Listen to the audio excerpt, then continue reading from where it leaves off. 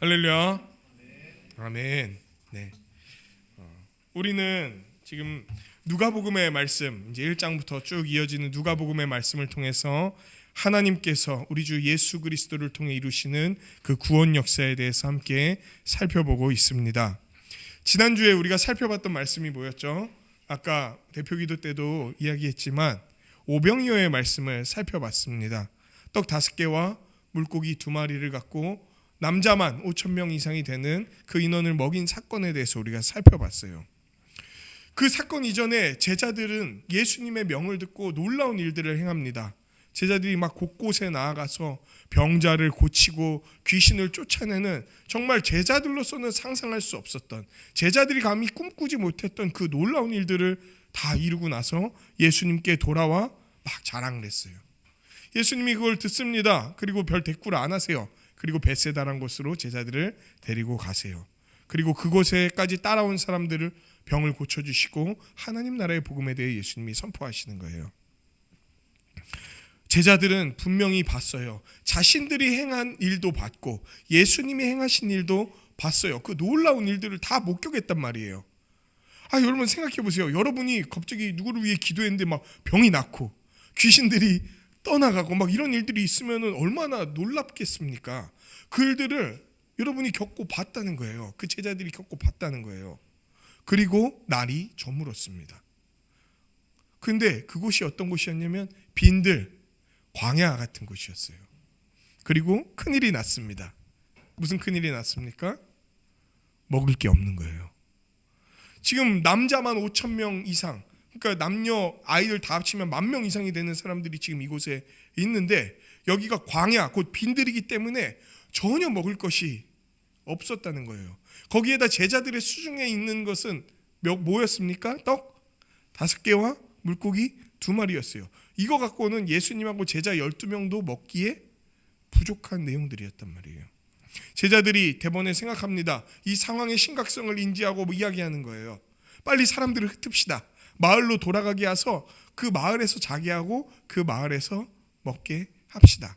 지금 우리가 가지고 있는 걸로는 이 문제를 해결할 수 없습니다. 심지어 예수님이 지금 우리 옆에 있더라도 이 문제는 해결할 수 없는 문제예요. 우리가 대단한 일들을 목격하고 체험했지만 이런 어려움이 다가올 때에는 우리는 뭔가 할 수 있는 게 없어요 라고 제자들이 판단했던 거예요. 그때 예수님이 뭐라고 말씀하십니까? 니들 말이 옳다, 혹은 니들이 잘못됐다, 이런 얘기도 안 하세요. 너희가 가지고 있는 것을 가지고 와라. 그러니까 떡 5개와 물고기 2마리밖에 없는데요, 아무것도 없다는 얘기인 거예요. 그러자 예수님이 뭐라고 말씀하십니까? 그래? 이거밖에 없니? 이렇게 얘기하지 않으시고 50명씩 앉혀라 이 얘기를 하세요. 그리고 나서 하늘을 우러러 축사 기도하시고 이 떡과 물고기를 떼기 시작하는데 그 5,000명이 넘는 사람들이 어떻게 약간 먹었다고 얘기 안 하고 배부르게 먹고도 이 나머지 제자들도 먹을 수 있을 만큼 12바구니가 남았다라고 본문은 이야기하고 있었다는 거예요. 예수님은 이 일을 통해서 위대한 하나님의 사역을 받고 수행했던 우리가 그 사역을 수행하면서도 아주 결핍되는 일들을 마주할 수 있다는 것을 얘기해 주시는 거예요. 우리가 대단한 주의 일을 수행하면서도 이 초월적인 공동체인 교회로서 살아가면서도 하나님의 복을 받으면서도 어떤 일들을 맞이할 수 있다? 대단히 어려운 일들, 결핍되는 상황들을 맞이할 수 있다는 사실을 보여주는 거예요. 그러나 우리는 그때에 당황하지 말아야 됩니다. 왜? 우리 곁에 누가 계시니까. 하늘을 우러러 축사하시며 우리의 모든 부족함을 온전히 채우실 수 있는 예수 그리스도께서 우리에게 계시니까, 우리와 함께 계시니까 그저 우리가 해야 될 것은 뭡니까? 우리가 가진 모든 것을 그분께 내어드리는 것. 우리가 가진 떡 5개와 물고기 2마리, 우리가 봤을 때 정말 별거 아니라고 여겨지는 우리의 것들을 그분께 내어드리고 지금 그곳에 함께 굶주리고 있는 자들을 향해 그것들을 나누어 주는 것들, 그것을 요구하셨던 거예요. 고작 이거밖에 없는데 이 사람들이 다 어떻게, 이들의 주림이 얼마나 다양한데 사람들의 영적인 굶주림, 육적인 굶주림의 종류가 얼마나 다양한데 고작 우리가 가진 이 몇 가지 것들로 그들을 어떻게 채울 수 있겠습니까? 내가 너희와 함께하면 다 채울 수 있다. 채우고도 남는다. 채우고도 너희가 다음 사역을 나아갈 수 있게 할 만큼 너희를 채우시겠다고 얘기하시는 거예요. 그게 오병이어의 사건인 겁니다. 그저 우리는 믿음으로 우리가 가진 모든 것을 그분께 내어드리며 우리와 함께하는 자들을 위해 사용하면 되는 거예요. 예수님은 그런 분이세요. 채우는 분이십니다. 우리의 결핍을 채우는 분이세요. 그런데 누구를 통해 채우시냐면 우리를 통해서 서로를 채우시는 분인 거예요. 예수님은 채우시는 분이시고 그들의 제자는 그분의 채우심의 도구인 자들인 거예요. 그 하늘의 역사에 사용되는 자들인 거예요. 가진 것 별거 없고 보잘것없는 우리의 인생을 고귀한 그분의 사역으로 사용하시면서 놀라운 일들을 이루어 가시는 것을 그 제자들은 믿음으로 바라보고 동참해야 되는 자들인 거예요. 우리의 작은 섬김을 하나님은 그 광대하신 사랑으로 우리에게 돌려주시는 거예요. 그리고 오늘의 본문은 이런 배경 속에서 시작이 됩니다. 여러분 이렇게 한참 얘기했는데 이제 서론이 끝난 거예요. 우리 오늘의 본문은 이런 배경 속에서 시작됩니다. 이 놀라운 일을 일으키신 예수님, 이 대단한 일들을 보여주신 예수님입니다. 그리고 많은 사람들과 제자들은 이런 예수님의 사역에 대해서 두 눈으로 목격했죠. 그런데 예수님이 나더러 이 사람들이 그리고 너희는 누구라고 하더냐? 라고 질문하실 때 이들의 대답은 어땠습니까? 이분이 누구인지 여전히 온전히 알지 못했다는 사실을 오늘 본문을 통해서 볼 수 있어요. 그러면 예수님은 누굽니까? 예수님을 바르게 안다는 것은 무엇입니까? 어떤 것을 통해 우리는 예수님을 바르게 알 수 있으며 그분을 바르게 알고 믿고 따르는 제자라고 얘기할 수 있겠습니까? 오늘 본문은 이 내용에 대해서 얘기하는 거예요. 우리가 예수님을 오해하지 않기 위해서 반드시 알아야 되는 것들, 그리고 이 내용을 반드시 알고 믿는 자들에게 나타날 삶의 증거들, 이게 이제 오늘 본문의 내용들인 거죠. 자, 그럼 본문으로 우리 한번 같이 들어가 보시죠. 크게 오늘 본문은 두 가지로 좀 나눠볼 수 있을 것 같아요. 18절부터 22절까지의 내용과 23절에서부터 27절의 내용들을 좀 살펴볼 수 있을 것 같아요. 18절부터 22절까지의 내용을 보자면 다음과 같습니다. 예수님이 그 오병이어 사건을 마치시고 나서 뭘 행하셨다고 나옵니까? 18절에 따로 기도하셨다라고 나와요. 누가복음에서 혹은 다른 복음서에서 예수님이 기도하신다라는 장면이 나오면은 여러분 이거는 그 별 5개입니다. 별 5개. 지금 뭔가 대단히 중요한 일이 벌어지고 있다. 혹은 중요한 일들을 지금 예수님이 이야기하려고 하신다라는 스위치로 인식을 하시면 되는 거예요. 예수님은 늘 사역의 중요한 기로에서 기도하시면서 나아가셨어요. 그리고 이 기도한 내용의 다음 내용들을 살펴볼 때 예수님은 제자들이 예수님에 대해서 바르게 이해하고 고백하고 믿을 수 있도록 기도했다는 사실에 대해서 우리는 유추해 볼 수 있다는 거예요. 왜?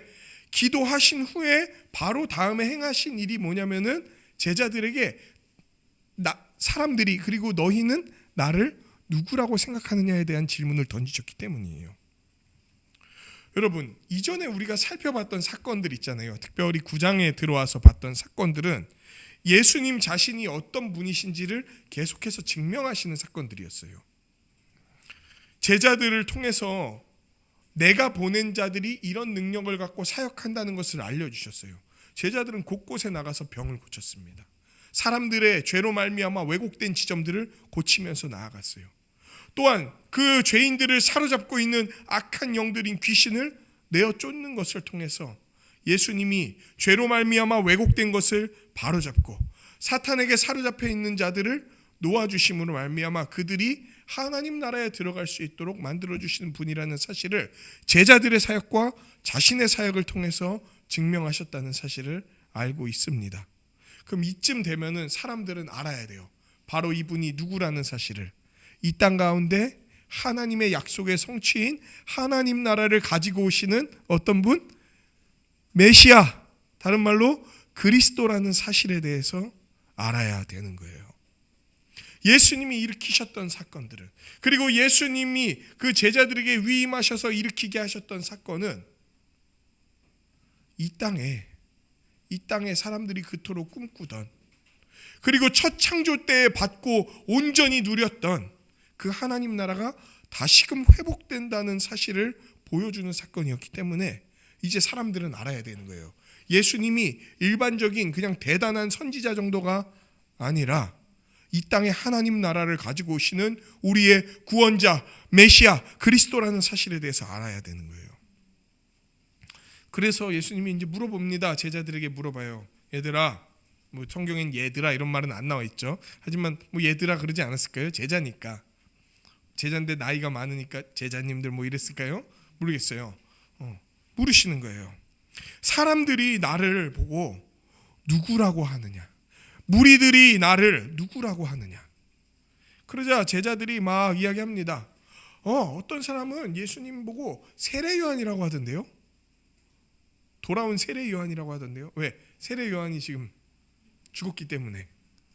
또 어떤 사람은 구약 시대 때 가장 대단하다고 일컬었던 선지자인 엘리야라고 하던데요. 또 어떤 사람은 옛 선지자 중에 한 사람. 그리고 이 선지자들 중에 엘리야만큼, 그리고 엘리야보다 더 크다고 일컬어졌던 사람이 있어요. 그 사람의 이름이 누군지 아십니까? 모세예요. 모세를 가장 큰 선지자라고 일컬어집니다. 그리고 이제 모세가 시내산에서 이런 얘기를 하죠. 신명기에서 이런 얘기를 하죠. 너희 중에 나와 같은 선지자가 나타날 거다. 이후에 나와 같은 선지자가 나타나서 이 백성을, 하나님의 백성을 인도할 거다. 이런 얘기를 한단 말이에요. 그러니까 모세 스스로도 자기를 선지자라고 생각하고 있었다는 거예요. 그리고 보통 옛 선지자라는 표현을 쓸 때에는 거의 대부분 누구에 대한 이야기를 쓰냐면 모세에 대해서 얘기할 때 이런 표현들을 쓴다는 거예요. 그러니까 사람들은 이 사람이 지금 최근 당시에 가장 위대한 선지자라고 불렸던 세례 요한 아닙니까? 혹은 구약 시대에 그 대단했던 선지자인 엘리야 아닙니까? 혹은 구약 시대에 가장 위대한 선지자라고 불렸던 모세 아닙니까? 라고 예수님을 생각하고 있었다는 거예요. 사실 이 중에 어떤 한 칭호라도 받는다는 것은 그 사람에게 있어서 대단한 영광이에요. 여러분, 제가 만약에 어떤 분한테 이한결 목사님, 옥하는 목사님 같아요 이러면은 막 저는 막 너무 기뻐서 막 속으로 손뼉 치고 점프 뛰고 막 이럴지도 모르겠어요. 왜냐면 이 시대에 아주 유명하고 또는 아주 좋은 목사님이라고 알려진 목사님 중에 한 분이시기 때문이에요. 그런데 옥하는 목사님도 엘리야나 모세나 세례 요한에 대한 걸 생각하면 사실 되게 아니죠. 그러니까 예수님 보고 많은 사람들이 이렇게 얘기하는 것 자체가 사실 예수님에 대한 대단한 칭찬이란 말이에요. 그런데 예수님은 다시 물으시는 거예요. 너희는 나를 누구라고 생각하냐? 이건 무슨 얘기입니까? 지금 이 중에 답이 있다 없다, 그 무리들이 한 이야기 중에 나에 대해서 정확하게 얘기하는 답이 있다 없다? 없다는 거예요. 이 대단한 사람을 읊을지라도 나는 그런 자들 정도가 아니다, 이 얘기를 하는 거예요. 예수님이 묻자, 보통 이렇게 예수님이 물으면은 누가 제일 먼저 대답하는 줄 아십니까? 배씨가 제일 먼저 대답합니다. 베드로라는 양반은 하여튼 뭐든지 제일 먼저 앞서서 나서는 걸 아주 좋아합니다. 이 배 양반이 베드로 씨가 탁 나서는 거예요. 그러면서 말씀하십니다. 그동안 옆에서 본 예수님의 모습들, 그동안 들었던 그 예수님의 말씀을 생각할 때 당신은 바로 하나님의 그리스도이십니다. 이 얘기를 하는 거예요. 특별히 바로 앞선 사건 어떤 거였습니까? 아무것도 없는 곳에서 굶주린 5천 명을 먹인 사건을 생각하면 이거는 어떤 겁니까? 말할 수 없는 놀라운 기적을 베푼 거 아닙니까? 광야에서 그 이스라엘을 먹였던 모세도 자기가 뭘 해서 먹을 게 나왔던 게 아니에요. 그냥 하나님이 만나를 내려주셔서 나온 거예요. 근데 예수님은 이 사람들을 직접 자기가 축사하사 나누어 주기 시작하는데 음식이 생겨난 거거든요. 이 모든 모습을 사람들이 보고 나서, 특별히 베드로는 이 모습을 보고서, 제자들의 대표였잖아요. 이 제자들의 대표인 베드로가 이 모습을 보고 나서 얘기하는 거예요. 당신은 이 정도 선지자들이 아니라 그 선지자들이 보여줬던, 선지자들이 얘기했던 궁극적으로 우리에게 구원을 가져다 주실 그 하나님이 보내신 그리스도가 맞으십니다, 이 얘기를 하는 거예요. 당신은 바로 하나님이 보내신 그리스도가 맞으십니다. 그리스도는 누굽니까? 하나님이 기름 부음을 받아 세운 인간 대리인이에요. 하나님의 백성에게는 구원을 가져다 주고 그들의 대적자들에게는 심판을 가져다 주는 자가 기름 부음 받은 자라는 거예요. 하나님께로부터 기름 부음 받아 이곳 가운데 나온 자. 우리가 하나님 나라를 누릴 수 있도록 우리를 죄와 사망과 사탄의 권세에서 해방시킬 그 하나님이 보내신 메시아가 예수님이 맞다라고 지금 이 시간 이야기하고 있는 거예요. 베드로의 고백은 사실 엄청난 얘기였습니다. 왜 엄청난 얘기인 줄 아세요? 그동안 이스라엘 역사에서 이 사람들이 가장 바라고 꿈꿨던 사람이 누구였습니까? 우리 누가복음 1장 막 2장 볼 때 그 할머니 할아버지 막 나오시잖아요. 시므온과 막 이런 분들 나오시잖아요. 그분들이 그 늙어 죽을 때까지 계속 성전에서 간절히 바라고 기다렸던 분이 누구였습니까? 바로 그리스도인 거예요. 메시아인 거예요. 그 민족이 마지막 선지자 이후로 400년 500년 동안 간절히 기다리고 꿈꿨던 사람이 누굽니까? 우리를 진짜 해방시켜 줄 자, 우리를 하나님 나라에 들어가게 할 자, 우리를 부강하게 하고 온전하게 하실 자, 그 메시아 언제 오십니까? 언제 오십니까? 기다렸는데 베드로의 이 이야기는 무슨 얘기인 줄 아십니까? 지금 제 눈앞에 있는 당신이 바로 하나님이 보내신 그 메시아 그리스도가 맞습니다. 하나님이 당신에게 성령으로 기름 부으신 게 맞습니다. 그래서 우리를 구원할 자가 맞으십니다. 그 위대한 왕인 다윗도, 그 위대한 왕인 솔로몬도, 그 위대한 선지자인 모세도, 그 위대한 대제사장인 아론도 다 당신의 그림자였습니다. 당신이 실제시고 당신이 전부이시고 당신이 진짜이십니다. 딱 이 얘기를 하는 거예요. 그러니까 막 이 얘기는요, 마치 이거 읽을 때 막 이 글에서 사실 빛이 나야 되는 얘기예요. 예수님이 하나님의 그리스도시다.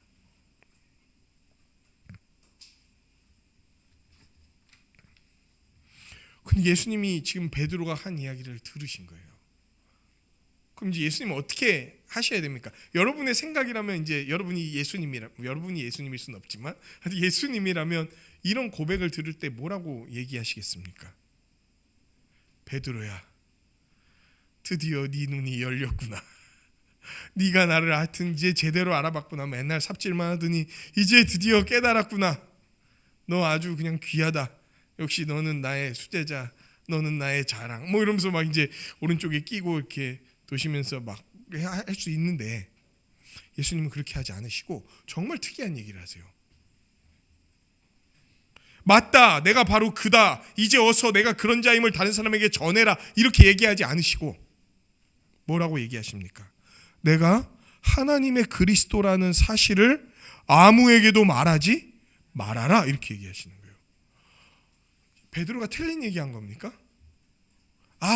맞아. 마태복음에서 보니까 주는 그리스도시요 살아계신 하나님의 아들이라고 했는데 누가복음의 베드로는 이걸 빼버렸네. 마태복음의 베드로가 맞네. 뭐 이러실 거예요? 아니요. 베드로가 한 이야기는 진실한 고백이고 참된 거였어요. 예수님은 하나님의 그리스도가 맞으세요. 그런데 지금 이런 상황 속에서 하나님의 그리스도라는 사실이 확연하게 드러나고 선포되게 될 때에는 한 가지 큰 문제점이 생길 수 있어요. 뭐가 빠진 거예요. 예수님이 그리스도이심을 우리가 온전히 알고 믿어야 될 때, 이분을 바르게 인지해야 될 때 지금 중요한 무엇인가가 빠져 있는 거예요. 그래서 예수님은 이것들이 설명되기 전까지, 이것들이 나타나기 전까지, 이것들이 이루어지기 전까지 내가 하나님의 그리스도라는 사실을 아직은 전하지 말아라, 이 얘기를 하시는 거예요. 완전히 전하지 말라는 게 아니에요. 어떤 사건이 있은 후에야 내가 어떤 그리스도라는 사실이 확연하게 드러날 거니까 그 사건 전까지 전하지 말고 그 사건을 통해서 내가 어떤 그리스도인지 너희는 알고 믿고 나를 따라와라 라고 얘기하시는 거예요. 그러면서 그 다음 사건에 대해서 이야기합니다. 바로 무엇입니까? 내가 그리스도라는 사실을 이해하기 위해서는 내가 당해야 될 고난에 대해서 이해해야 한다라고 얘기하시는 거예요. 나는 많은 고난을 받을 거야. 특히 이 유대 사회의 지도자들, 이 세상을 다스린다고 얘기할 수 있는 이 지도자들, 메시아가 오면은 사실 가장 먼저 앞장서서 인정하고 맞아들여야 될 자들인, 모든 사람에게 공적인 증인이 될 수가 있는 이 사회 엘리트들인 장로들과 대제사장들과 서기관들, 이들이 원래 메시아 오면 가장 먼저 맞아들여야 될 자들인데 이들이 나를 짓밟고 버리고 죽일 거다. 나는 이런 그리스도가 될 거다, 이 얘기를 하시는 거예요. 그리고 죽은 지 제3일이 되었을 때, 완전히 죽었을 때 다시 살아나게 될 거다.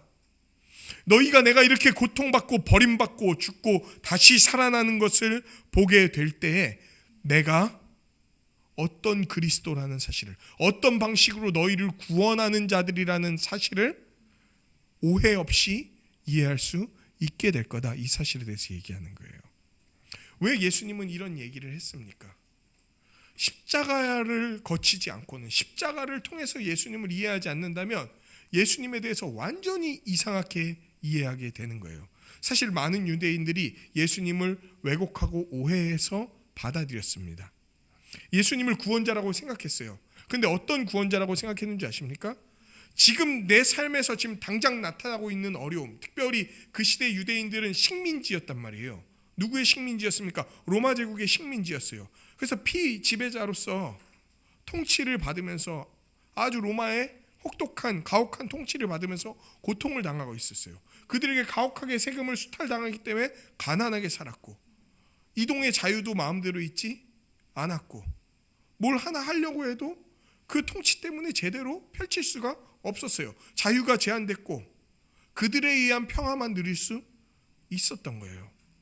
그래서 이들이 생각했던 구원과 해방이 뭐였는 줄 아십니까? 메시아가 오면 다윗 왕처럼 우리의 대적을 물리쳐 줄 거야. 맞아요. 다윗 왕처럼 메시아는 그들의 대적을 물리쳐 줄 텐데, 그들의 궁극적인 대적을 누구로 생각했냐면 로마 제국으로 생각했던 거예요. 그러니까 예수님이 오셨을 때 이들이 기대했던 바가 뭔지 아십니까? 자기들을 군대 삼아서 이 로마 제국을 물리치고 예루살렘을 점령하는 것부터 시작해서 온 유대에서 로마 제국을 물리치고 자기를 다시 부강한 나라로, 이 땅에서 아주 잘 살고 행복한 사람들로 만들어주기를 꿈꿨던 거예요. 그래서 나중에 예수님이 예루살렘 성에 탁 들어가실 때 사람들이 예수님을 맞아들일 때, 처음 맞아들일 때는 어떻게 하는 줄 아십니까? 호산나 다윗의 자손이요, 이 얘기하는 거예요. 호산나, 우리를 구원하소서, 다윗 왕과 같은 분이요. 이 얘기는 뭡니까? 그들의 그 말 자체는 맞아요. 근데 그들이 꿈꿨던 거는 로마 제국으로부터의 해방인 거예요. 지금 당장 이 땅에서 나를 잘 살게 해주는 거예요. 예수님을 그런 식으로 이해를 하기 쉬웠다는 거예요. 그래서 예수님은 말합니다. 십자가를 거치지 않고서는 내가 어떤 그리스도고 너희를 도대체 뭘로부터 구원하고 해방하려고 온 사람인지 제대로 알지 못할 거다.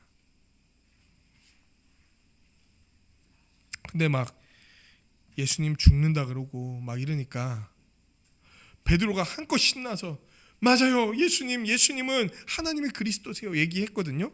근데 예수님이 완전 초치는 얘기하는 거예요. 그래? 근데 나는 십자가에서 죽을 거야. 그리고 다시 살아날 거야. 아니 좀 그냥 죽지 십자가에서 죽는 건 또 뭐야? 왜 그런 범죄자들이 달리는 형틀에 달려서 죽어야 되는 거야, 왕이? 누가복음에는 베드로의 반응이 나와 있진 않아요. 그냥 잠잠한 걸로 나오죠. 마태복음에서는 막 난리 나죠. 바로 예수님께 항변했다. 그분을 붙들고 항변했다. 고급스러운 표현이에요. 이거 한 거예요. 이거. 지금 내가 당신 따라다니는데, 지금 내가 당신 옆에서 이렇게 붙어 있는 이유가 뭔데? 당신이 왕이 돼갖고 시원하게 나를 오른쪽, 내 동생 왼쪽에 꽂아갖고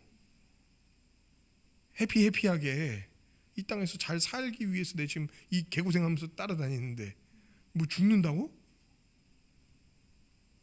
제가 지금 말한 거는 약간의 각색이지만 실제로 제자들이 한 이야기들을 토대로 지금 제가 얘기하고 있는 거예요. 막 엄마까지 동원해서 예수님께 청탁하고 막 이런단 말이에요. 이런 예수님의 말씀에 대해 베드로는 아무 반응이 없는 걸로 나타납니다. 아마도 그 베드로가 대표했던 제자들은 예수님이 말한 십자가에 죽는다는 의미에 대해서 제대로 헤아리지 못했던 것 같아요. 하나님의 그리스도라는 사실을 말했지만 여전히 다른 사람들이 가지고 있는 그 부족했던 이해, 그리고 예수님에 대한 이해가 하여튼 제자들도 다른 사람들도 충분하지 않았던 거예요. 그러면 우리 한번 생각해 봅시다. 이런 예수님이 죽음을 통해서 그리고 부활을 통해서 구원하고 심판하시는 그리스도라는 사실을 바르게 안다면, 그렇다면 어떻게 될까요? 지금 제자들하고 사람들은 바르게 알지 못했어요. 그리고 지금 넘어가는 거예요. 그런데 만약에 그 예수님을 바르게 아는 사람들이 나타난다면, 그리고 그렇게 예수님을 바르게 아는 자들을 참된 제자라고 얘기한다면, 이 참된 제자들은 이 땅 가운데에서 어떤 자들로 드러나게 될까요? 예수님을 바르게 알고 믿는 자들이 어떻게 드러나게 될까요? 그 모습이 이제 23절부터 27절의 내용 가운데 나타나게 됩니다. 예수님은요, 자신을 바르게 알고 믿는 자들이 자기처럼 십자가를 지고 예수님을 따라가는 모습으로 나타나게 될 것이라고 얘기하는 거예요. 지금 제자들은 어떤 생각을 했습니까? 예수님이 메시아야? 그 왕이야? 그러면 우리를 해방하겠네? 그리고 우리는 그분을 따르기 때문에 이 땅에서 잘 먹고 잘 살겠네? 이런 생각을 하고 있는데 반해 오히려 예수님은 뭐라고 얘기하냐면, 나는 그리스도지만 십자가를 지고 죽을 그리스도다. 그리고 너희가 그리스도인 나에게 속해 있는 백성이요 나를 따르는 제자라면 나처럼 십자가를 지고 따라와야 된다라고 얘기를 하고 있는 거예요. 제자들이 꿈꿨던 삶과 사실상 정반대되는 모습에 대해서 얘기하고 있는 거예요. 제자들은 일확천금 대박을 노린 거예요. 예수님 따라다니면서. 그런데 예수님은 뭐라고 얘기하냐면 너희 나 따라서 죽게 될 거야 이 얘기를 하시는 거예요. 너희가 그리스도인 나에게 속해 있다면 너희도 나처럼 십자가의 길을 가게 될 거야. 여러분, 십자가를 지고 간다는 게 얼마나 제자들에게 충격적인 이야기로 들렸을지 상상이 되십니까? 십자가는요, 로마 제국의 형벌 풍습입니다. 그리고 십자가에 달리는 형벌을 선고받은 죄인은요, 어떻게 달리냐면요, 세로로 박는 기둥은 그 형벌 당하는 곳에 박아놔요. 그리고 가로인 나무 있잖아요. 그거는 자기가 짊어지고 그 형벌 턱까지 갑니다. 혼자서 이렇게 짊어지고 가는 거예요. 막 그런 영화나 이렇게 모습들 보셨죠? 예수님이 이렇게 나무 가로로 된 거 짊어지고 가고 막 옆에서 때리고 그거 제대로 못 짊어지고 쓰러지면 다른 사람이 대신 막 짊어져주고 거기까지 가고. 그러니까 십자가를 지고 간다는 거, 그 가로 십자가 지고 가는 거예요. 그 형벌, 죽음의 턱까지 가는 거예요, 여러분.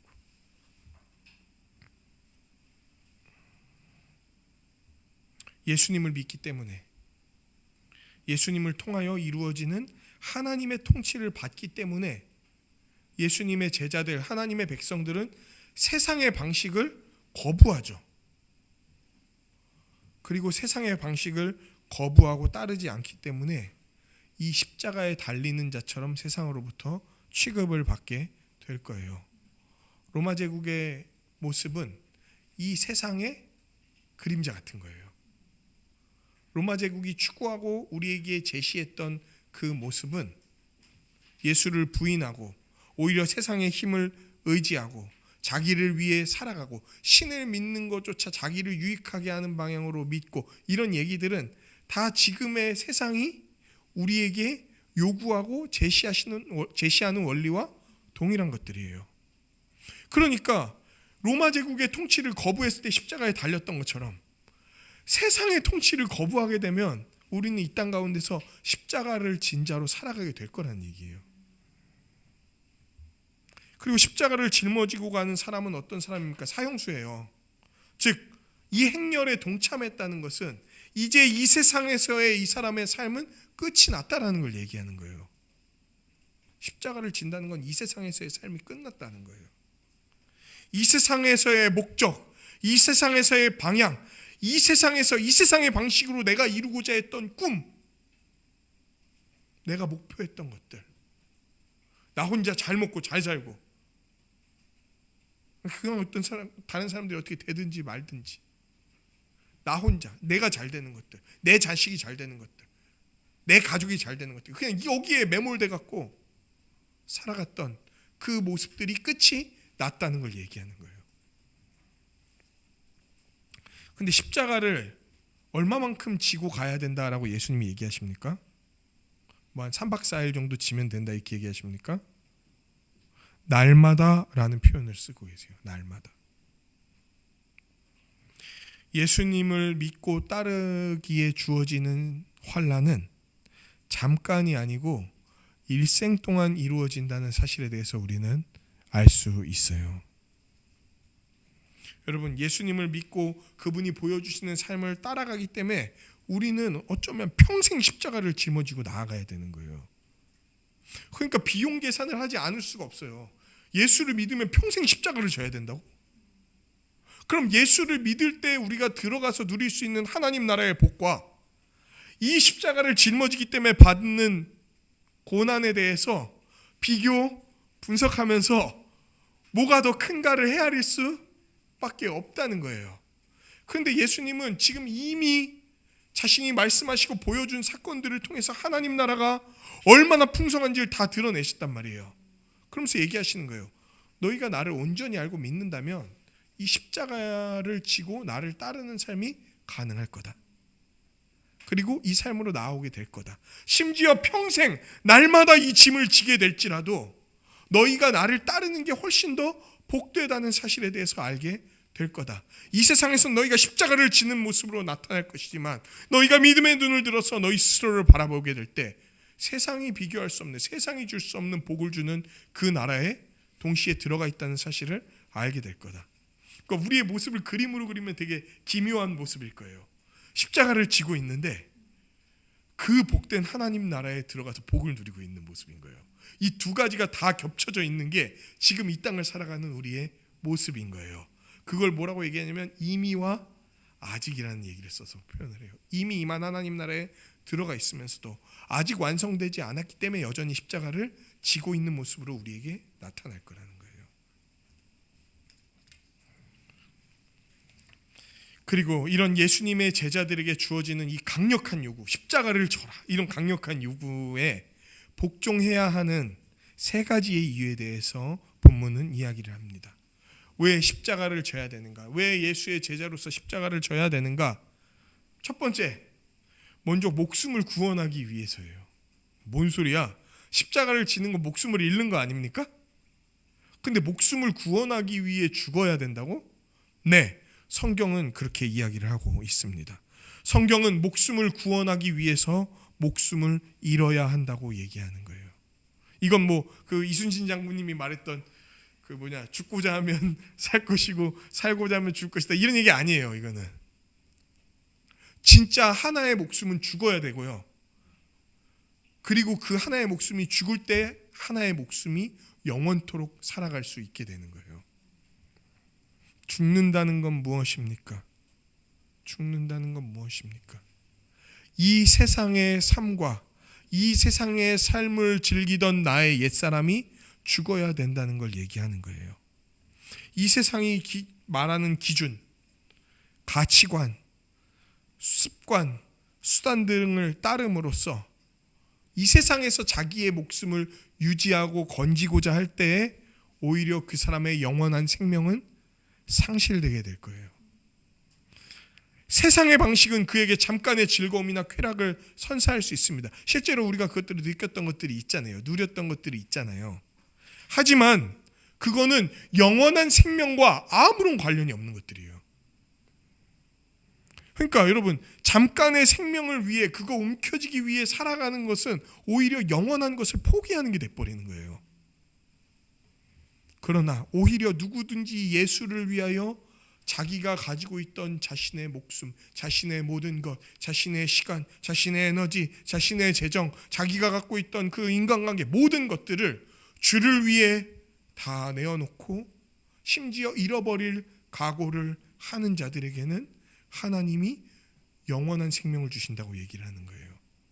이걸 잃어버릴 각오를 한다는 건 다른 말로 무슨 말입니까? 나를 부인하고 예수님을 믿는다는 걸 얘기하는 거예요. 나를 부인하고 예수님을 믿을 때 그동안 세상을 따라갔던 나를 저버리고 예수님께 내 모든 것을 내어드릴 때, 이걸 또 다른 말로 신뢰라고 하죠. 나의 모든 걸 내어드릴 때 우리는 영원한 생명을 얻게 되는 거예요. 참된 구원을 받게 된다, 이 얘기를 하고 있는 거예요. 두 번째로, 왜 이런 십자가를 지라는 강력한 요구에 복종해야 합니까?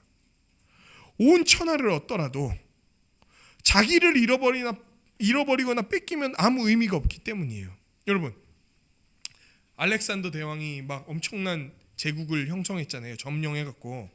근데 죽어버리니까 무슨 소용이 있습니까? 자기가 사라져버리니까 그게 무슨 소용이 있습니까? 아무 소용도 없는 거예요. 그걸 자기가 받고 누릴 때나 의미가 있는 거지, 자기가 없어지면 자기가 이룬 대단한 업적이라도 아무 소용이 없는 거예요. 자기의 노력과 행위로 원하는 모든 것을 얻었다 할지라도 예수 그리스도를 따라 십자가를 지지 않는다면 끝내 참된 자신의 모습, 하나님의 형상대로 지어진 자신의 모습을 잃어버리거나 뺏기게 될 거예요. 그러면 자기가 이룬 모든 것들이 사실상 아무 의미가 없게 되는 겁니다. 세 번째로, 자기를 구원하려고 하고 온 천하를 얻으려고 그 애쓰는 것들이 예수님과 그분의 가르침을 부끄러워하는, 다른 말로 무시할 수 있는 게 되기 때문에 이것들을 포기해야 된다는 거예요. 십자가를 지는 것과 세상을 사랑하는 것은 정반대의 일이죠. 세상을 사랑할 때 우리도 모르게 예수님과 예수님의 가르침을 무시하게 된다는 거예요. 그분을 부끄러워하게 된다는 거예요. 세상을 사랑하는 것과 예수님을 사랑하는 게 공존할 수 없다는 거예요. 여러분, 세상도 사랑하고 싶고 예수님도 사랑하고 믿고 싶습니까? 막 그런 분들이 되게 교회 안에 많았었어요, 그동안. 나는 세상적인 이 삶을 사는 게 너무 좋아. 이 세상에서 말하는 것들을 추구하는 게 너무 좋아. 그러면서도 지옥 가고 싶진 않으니까 예수님은 믿고 싶어. 둘 다 잡으면 좋은 거 아니야? 다다익선, 1+1 막 이러면서 막 좋아했단 말이에요. 예수님도 믿고 세상도 좋아하고 세상도 좋아하니까 예수님 이걸 주셨으면 좋겠고 막 이러면서 믿었단 말이에요. 구약의 역사는요, 이거 두 개 다 잡으려고 하다가 멸망한 이스라엘을 그립니다. 이스라엘이 멸망한 이유는 하나님을 숭배하지 않아서가 아니에요. 성전에서 하나님께 제사도 드리고 예배도 드렸어요. 그러면서 바알 신도 섬겼어요. 바알은 돈을 대표하는 강력한 우상이었거든요. 그 풍요, 농산물 이런 걸 의미하는 우상이었어요. 하나님도 섬기고 바알도 섬기는 거예요. 멸망하고 싶지 않으니까 하나님 섬기는데 이 땅에서 잘 먹고 잘 살고 싶은 거예요. 내 뜻대로 살아가고 싶은 거예요. 바알 숭배는 돈과 쾌락과 아주 깊은, 특히 돈과 음란한 쾌락과 아주 깊은 연관이 있거든요. 두 개를 다 잡고 싶은 거예요. 내 몸대로 살면서 멸망하고 싶지 않은 거. 근데 이거 두 개 다 잡으면 어떻게 됩니까? 멸망해요. 그걸 보여주는 게 이스라엘의 역사예요. 그래서 마태복음에서 예수님이 딱 얘기해요. 두 주인을 섬길 수 없다. 그러면서 하나님과 돈이라고 딱 얘기해버려요. 하나님과 돈을 섬길 수 없다. 동시에 섬길 수 없다. 너희는 누구를 섬길 거냐? 그리고 돈이 대표하는 건 세상의 쾌락과 즐거움과 가치잖아요. 돈 벌지 마라 이런 얘기도 아니에요. 돈 쓰지 말라 이런 얘기도 아닙니다. 하지만 그걸 최고의 가치로 여기면서 살아가는 인생은 완전히 하나님을 저버리는 인생이라는 거예요. 그리고 그걸 추구한다면 자기도 모르게 예수님과 예수님의 가르침을 무시하게 된다는 거예요. 그리고 십자가를 지지 않겠죠. 왜? 이거는 십자가를 벗어야 살아갈 수 있는 삶이니까. 근데 그 끝에 어떤 일이 일어나는 줄 아십니까? 예수님이 하나님과 그 천사들과 함께 영광스럽게 이 땅 가운데 오실 텐데 오셔서 그 사람을 부끄러워하실 거예요. 모른 척할 거라는 거예요. 예수님 저예요, 저. 누군데?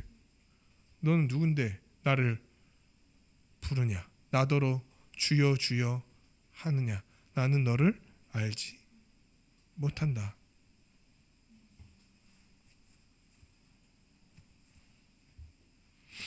이게 어떻게 예수님을 부끄러워하는 모습으로 나타나는 줄 아십니까? 이도 저도 아닌 채 예수님 믿는다고 이렇게 인정하는 척하고 고개를 끄덕이는 거예요. 근데 실제로는 전혀 움직이지 않아, 예수를 위해서. 그리고 막 예수님을 믿는 사람들은 이런 자입니다. 제자들은 이런 자입니다. 우리가 믿을 때 이런 삶이 가능합니다. 막 이런 얘기들이 선포되는데도 그 들으면서 그냥 설교 때는 고개를 끄덕이나 속으로는 어떻게 생각하냐면 누가 이렇게 살아? 그러면서 그 말씀 넘겨버리는 거 있잖아요. 그게 바로 예수님과 그분의 말씀을 부끄럽게 여기는 자들의 모습이에요. 그런데 예수님이 다시 오실 때 그런 자들을 부끄럽게 여기겠다고 하시는 거예요. 근데 지금 예수님이 말씀하는 사람들 있잖아요. 이 사람은 예수님과 완전히 떨어져 있는 자들이 아니래요. 예수님에 대해 듣고 보고 함께 했던 자들 중에 있는 자들인 거예요. 어떤 것들을 인정했다니까요. 어떤 것들을 따르기도 한 거예요. 그러나 그분의 모든 것을 보고 믿기보다는 내가 보고 싶은, 내가 믿고 싶은 분들을 믿고 따르고 싶지 않은 것들을 배제함으로 예수님을 부끄럽게 만드는 자들인 거예요. 예수님을 부끄럽게 여기는 자들인 거예요. 그리고 이런 말씀을 다 마치신 후에 예수님이 딱 한마디 하십니다. 여기에 서 있는 사람들 중에, 지금 너희 제자들 중에 죽기 전에 하나님의 나라를 볼 자가 있다, 이 얘기를 하는 거예요. 하나님의 나라를 볼 자가 있다. 여기서 말하는 하나님의 나라는 어떤 겁니까? 저는 옛날에 이 말씀을 볼 때 이게 되게 의아했어요. 왜? 하나님의 나라는 보통 어떻게 생각했냐면 내가 죽어서 가거나 혹은 예수님이 다시 오실 때 이 땅 가운데 임한다 이렇게 생각을 했기 때문에 지금 제자들에게 하는 얘기인데 이 제자들이 죽기 전에 이걸 보게 될 거라는 거야? 그럼 제자 중에 누구는 지금도 살아있다는 얘기인가? 아니면 죽었다 다시 살아나서 이걸 보게 될 거라는 얘기인가? 막 골똘한 생각을 했었습니다. 그러나 하나님 나라에 대해서 제대로 배우고 나서부터 알게 됐어요. 여기서 말하는 하나님 나라는 하나님의 다스림이 펼쳐질 거라는 얘기예요. 하나님의 통치를 받는 백성들이 생겨날 거라는 거예요. 하나님 나라에서만 볼 수 있는 복과 안식이 펼쳐지는 세상이 지금 이 땅 가운데서부터 예수님으로 말미암아 이루어지기 시작할 거라는 얘기예요. 너희 제자들 중에는 이 모습이 일어나는 것들을 보게 될 것이다. 이제 이 얘기를 하고 계시는 거예요. 하나님 나라는 헬라어로 바실레이아 투데우라는 이야기입니다. 여기서 바실레이아라는 단어는 나라로도 쓰이기도 하지만 통치라는 단어로 쓰이기도 해요. 즉 하나님의 나라를 볼 거라는 얘기는 무슨 얘기입니까? 하나님이 이 백성을 다스리는 모습들, 하나님이 이 백성에게 복을 주시는 모습들, 하나님의 통치를 따라 이 백성들이 순종하며 하나님의 말씀을 전하며 하나님의 뜻대로 살아가며 하나님의 영광스러운 모습을 드러내며 살아가는 모습들을 너희 제자들이 두 눈으로 똑똑히 보게 될 것이다. 이 얘기를 하는 거예요. 이미 하나님 나라의 모습이 사실은 누구를 통해 지금 보여지고 있습니까? 예수님을 통해 보여지고 있는 거예요. 병이 낫고 귀신이 쫓겨가고 온전한 것들이 회복되고 참된 것들로 말미암아 나타나고. 그런데 예수님이 죽고 부활 승천하신 후에 누가 이 땅 가운데 오심으로? 성령님이 이 땅 가운데 오심으로 한 공동체가 탄생했죠. 그 공동체의 이름을 교회라고 얘기하고, 그 공동체 가운데 나타나는 모습들을 보건대 바로 그 모습이 어떤 모습이었습니까? 하나님 나라에서만 나타날 수 있는 모습들이었던 거예요. 그게 초대교회의 모습이었습니다. 제자들은 그 초대교회의 일원으로서 그 모습들을 봤던 거예요. 죽기 전에 예수님이 이 땅 가운데 가지고 오신 하나님 나라를 보게 되었습니다. 하지만 이건 누가 볼 수 있는 건 줄 아십니까? 그 십자가 사건을 보고 거치며 그 십자가 사건을 믿는 자들만이 그 나라를 보게 돼요. 십자가 사건을 안 거친 제자도 있습니다. 그래서 그 나라를 못 보고 죽어요. 누군지 아십니까? 가롯 유다예요. 그것들을 제대로 온전히 보지 못하고 믿지 못함으로 자살을 벌였죠. 그래서 하나님 나라가 이 땅 가운데 확연하게 들어가는 그 교회의 모습을 그는 보지 못했던 거예요. 하지만 나머지 제자들은 그거를 봤던 거죠. 십자가를 통한 예수님을 볼 때에만 예수님이 진짜 어떤 그리스도이신지를 알게 되고, 그 십자가를 통해 예수님을 믿게 될 때에만 십자가를 지고 예수님을 따라갈 수 있는 자들이 되게 되는 거예요. 묵상과 적용.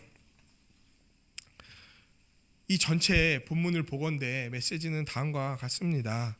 예수님을 믿는 제자의 삶은요, 예수님이 지신 십자가를 지고 나아가는 삶인 거예요. 예수님은 십자가를 지시는 분이고요, 그분을 따라가는 제자도 자기 십자가를 지고 예수님을 따라가는 자입니다.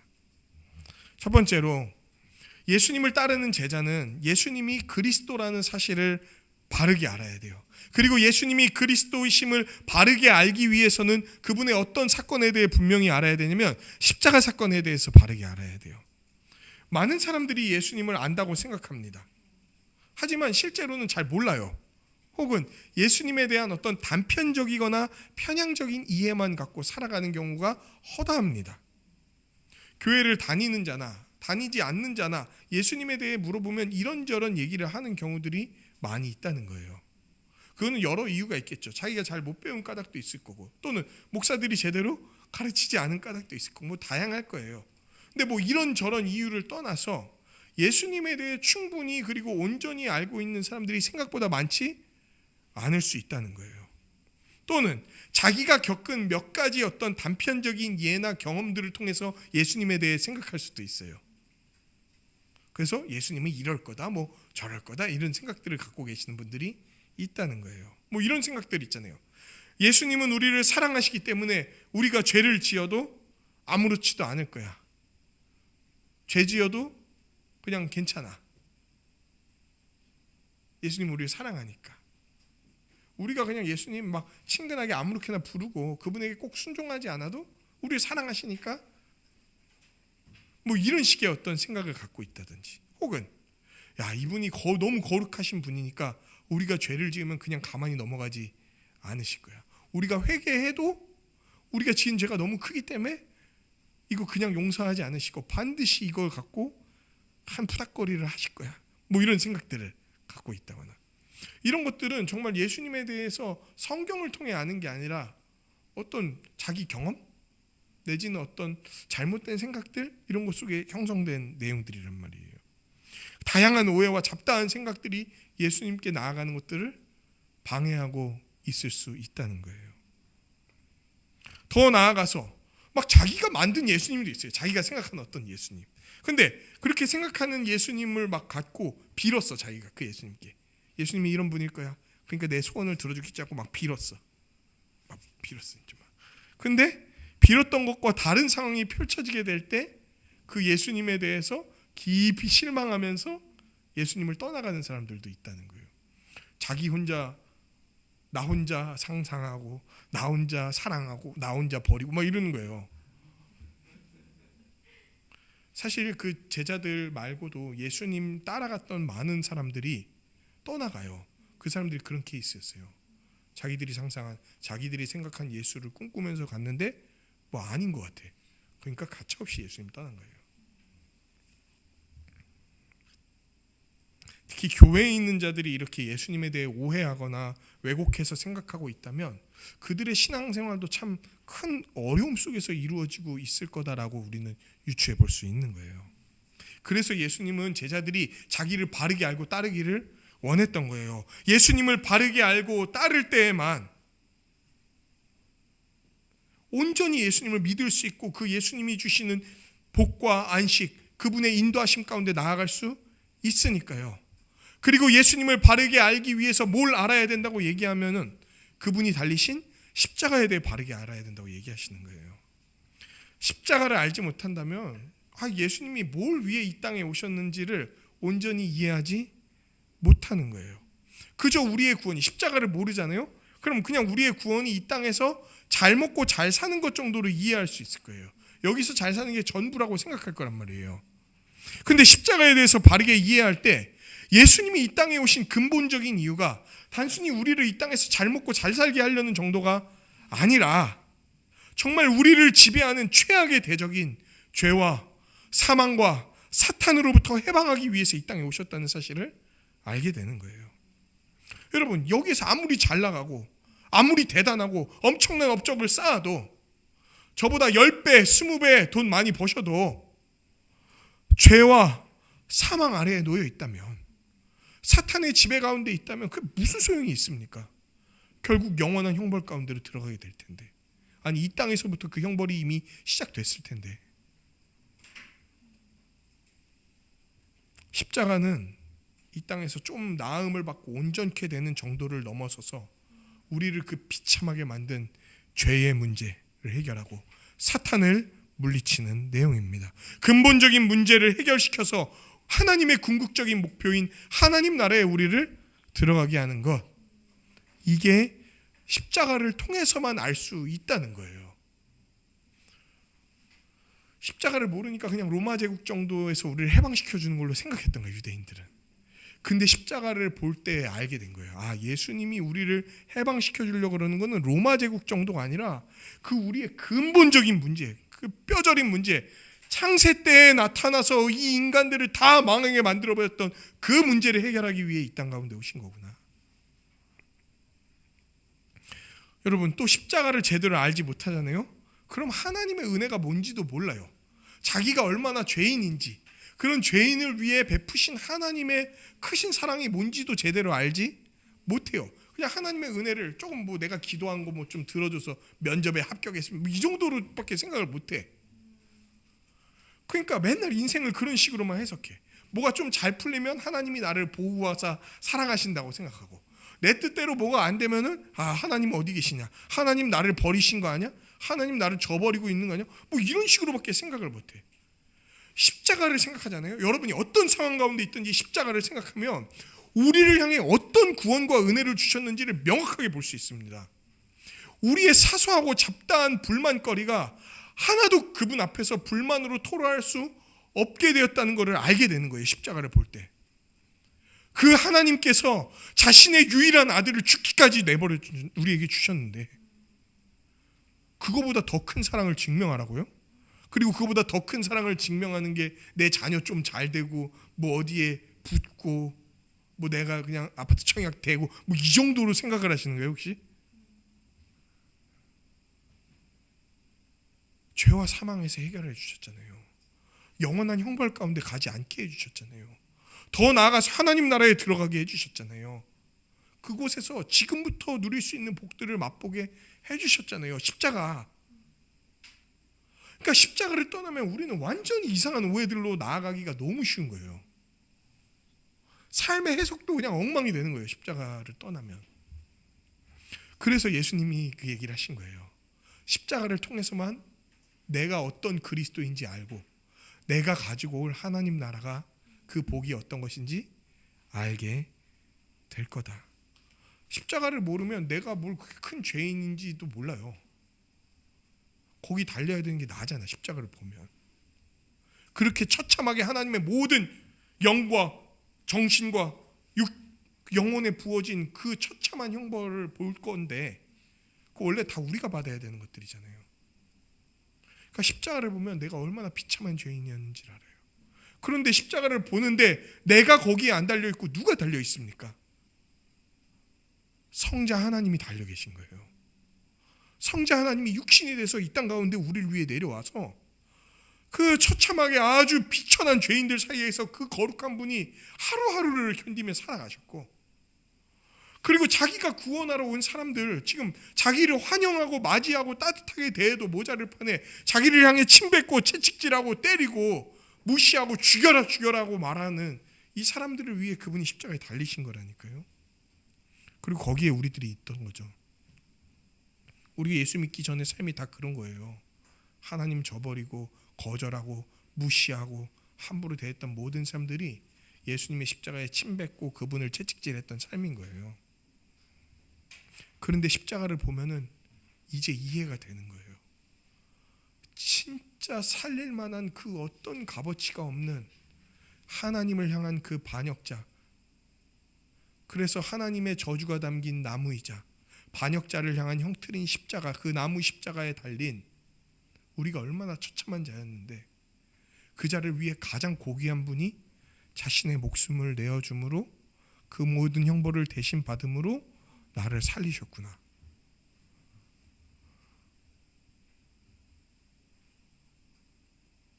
하나님의 사랑이, 그리고 죄를 얼마나 미워하시는지에 대한 하나님의 공의가, 그리고 예수님의 순종이, 그리고 우리의 죄인됨이, 그리고 그런 우리를 향한 한없는 은혜가 십자가를 통해 다 나타나는 거예요.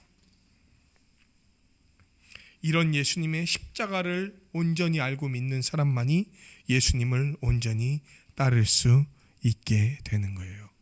그 사랑에 겨워서 그 사랑을 알게 됐을 때 감히 저항도 못한 채 당신의 사랑이 너무 큽니다.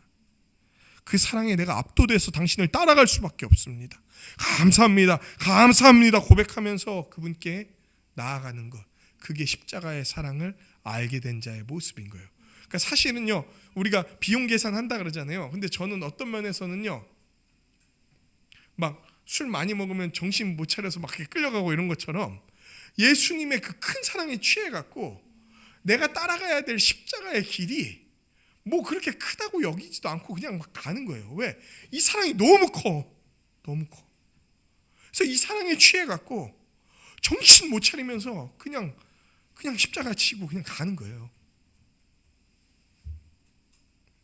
십자가에 달린 예수님을 알고 믿는다는 건 그분과 함께 고난의 십자가를 짊어지고 살아가는 걸로 증명이 되는 거예요. 예수님은요, 자기를 온전히 따르는 자들을 예수님 자신이 지실 십자가를 지고 따르는 자라고 이야기합니다. 아까 말씀드렸죠. 예수님이 십자가를 지고 따라가야 된다라고 말할 때 제자들이 얼마나 놀랬겠습니까? 저거 테러범들이 지는 건데, 저거 반역자들이 지는 건데, 저거 노예가 주인에게 반란을 일으켰을 때 지는 건데 왜 그걸 예수님이 져야 된다고 그러지? 거기다 우리 보고도 그걸 지라고? 왜? 지금 나는 십자가에 져야 될 게 아니라 예수님 옆에서 보좌에 앉아야 될 사람인데 왜 십자가를 지라고 얘기하는 거야? 예수님이 아니고 제자들은 예수님이 십자가에서 죽을지 뭐 꿈에도 몰랐을 거예요. 게다가 자기들도 거기에 달려야 된다는 이야기를 들었을 때 너무 충격적이었을 거예요. 상상도 못했던 일이에요. 기대하지도 않았던 일이에요. 그러니까 그냥 속된 요새 말로 그냥 씹고 싶은 얘기인 거예요. 못 들은 걸로 치고 싶은 얘기인 거예요. 하지만 예수님은 말씀하십니다. 나를 따라오려거든 자기를 부인하고 자기 십자가를 져라. 십자가는 뭡니까? 십자가를 진다는 건 뭡니까? 이건 예수님이 왜 십자가를 지셨는지를 이해하는 것부터 시작해야 돼요. 예수님이 십자가를 진 이유가 무엇입니까? 죄인인 우리가 하나님 나라에 들어가기 위해서 자기가 대신 형벌을 받은 거예요. 왜 받았습니까? 이유가 없어요. 그건 우리에게서 찾을 수가 없어요. 그저 성경은 뭐라고 얘기합니까? 하나님이, 그리고 예수님이 사랑이시기 때문이다라고 얘기하는 거예요. 예수님의 십자가는 우리에게 가장 좋은 것을 주기 위한 사랑의 희생의 사랑이었던 거예요. 자기 몸이 찢기고 우리가 받아야 될 저주를 다 받아가면서 우리를 살리는 사랑이었던 거예요.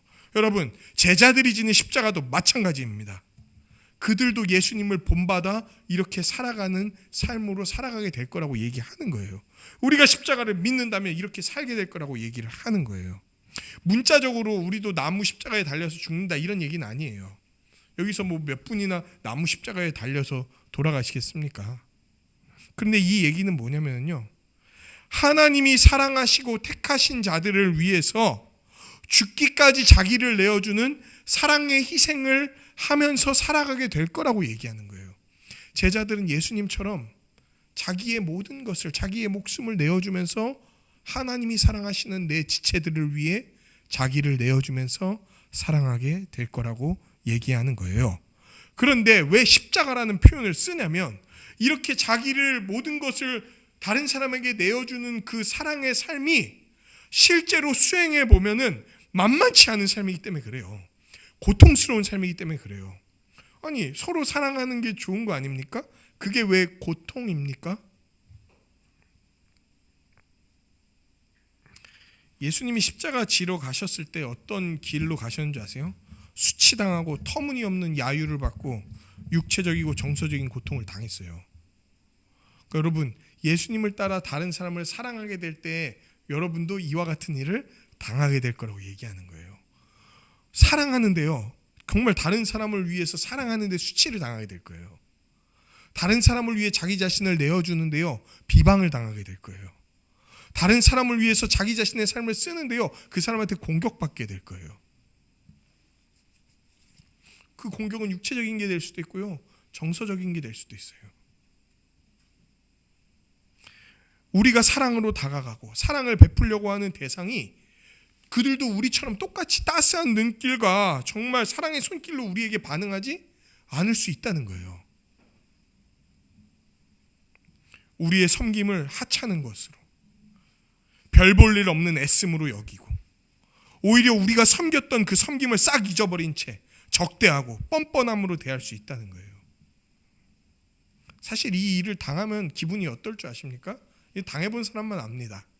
끔찍해요. 내가 이 사람을 이렇게 섬기고 대우하고 사랑하고 했는데 막 이상한 소리하고 막 이상한 행동으로 대하고 함부로 말하고 막 이런 게 돌아오면은 진짜 어이없죠. 근데 그거 제일 온전히 당하신 분이 누군지 아세요? 예수님이에요. 구원하러 왔는데 저주하고 죽였다니까요, 예수님을. 그런데 예수님이 그 길을 따라와라 이 얘기를 하시는 거예요. 서로 사랑하기도 바쁜 때에 나에게 긍정적인 반응을 비추지도 않는 지체를 향해서 계속해서 희생의 사랑을 베푼다는 건 참 때로는 무가치하거나 의미 없는 일이라고 여겨질 수도 있어요. 야, 내가 이거 왜 이렇게까지 해야 되나? 막 심리적인 타격이 올 수 있다고요. 그때 우리는 뭘 봐야 되냐면 예수님의 십자가를 봐야 되는 거예요. 그럼 뭐 우리는 가치 있는 사람이어서 그분이 우리를 위해 죽을 만한 이유가 있었습니까? 우리가 대단한 사랑의 반응을, 그분의 사랑의 품 안에 대단한 사랑의 반응을 보이면서 태어날 때부터 하나님을 찬미하면서 나아갔던 사람들이었습니까? 얼마나 많이 하나님을 대적하고 예수님을 믿고 나서도 얼마나 많이 대적했습니까? 그런데 예수님은 그 아무 반응도 없는 대적하는 자들을 위해 완전히 희생하는 사랑을 보여주셨어요. 그리고 우리 보고 따라오라고 하시는 거예요.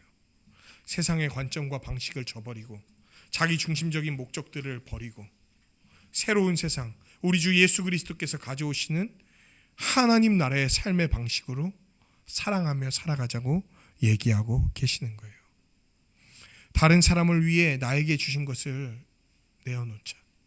다른 사람을 살리기 위해 그 사람을 붙들어 주자. 오래 참고 온유하며 끝까지 붙들자. 세상이 보기에 이 어리석은 일들, 아니 네 정신 건강에 안 좋아, 네 재정을 왜 그 사람한테 그렇게 주는 거야?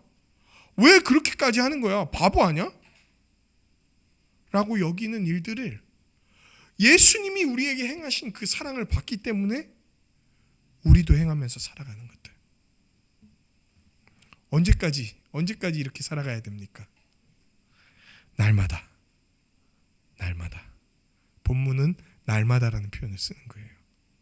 십자가를 진다는 거는요, 한 번의 고통이나 순교로 끝나는 게 아니에요. 평생에 걸친 희생적인 삶이라는 걸 얘기하는 거예요. 예수님이 한평생 그렇게 살아가셨잖아요. 그분 매일 참으신 거 아시죠? 사실 그 거룩하신 분 앞에 그 죄인인 사람들이 막 아버지, 어머니, 동생들, 그 마을 사람들, 만나는 제자들 다 죄인이에요. 사실은 바로 쳐 죽여야 되는 거예요. 그 죄인들을. 거룩하신 하나님이니까.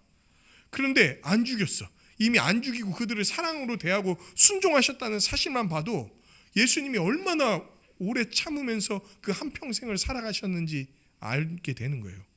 거기다 지금 자기가 죽어야 될 게 아닌데 죄인인 자들이 자기를 죄인으로 몰아서 핍박하고 십자가에 달았어. 사실 십자가 뽑아갖고 그 자들 다 죽여도 할 말 없는 거예요. 그런데 그분은 끝까지 오래 참으셨어. 태어났을 때부터, 마구간에서 났던 그때부터 죽는 그날까지 그분은 희생의 사랑으로 우리를 사랑하셨어요. 여러분, 우리도 날마다 이렇게 살아가라고 얘기하시는 거예요. 근데 여러분, 평생을 이렇게 생각하면 벌써 어떤 무게가 오십니까? 제가 이거 평생을 이렇게 생각하니까 이번에 들었던 생각이 어떤 건지 아세요? 될까? 평생을? 이렇게 생각하면 그 커다란 무게에 짓눌려 갖고 난 못하겠다 막 이런 생각이 드실 수 있어요. 그런데 감사한 거는 하나님이 순간순간 그리고 매일매일 이 상황들을 맞이하게 하시고 이길 수 있는 능력을 주신다는 거예요. 여러분, 뭐 평생을 생각할 것도 없습니다. 그냥 날마다의 은혜를 구하시면 돼요. 매일의 일용할 양식을 구하시고 죄에게 휘둘리지 않도록 날마다 기도하고 오늘도 다른 일을 용서하며 살아갈 수 있도록 기도하고 날마다 그거를 구하면요, 그 날마다가 쌓이면 뭐가 되냐면 평생이 되는 거예요. 내가 평생을 막 이렇게 생각하지 마시고 매일 그렇게 하겠다. 매일 주의 은혜를 기대해서 살아가겠다 생각을 하시는 거예요.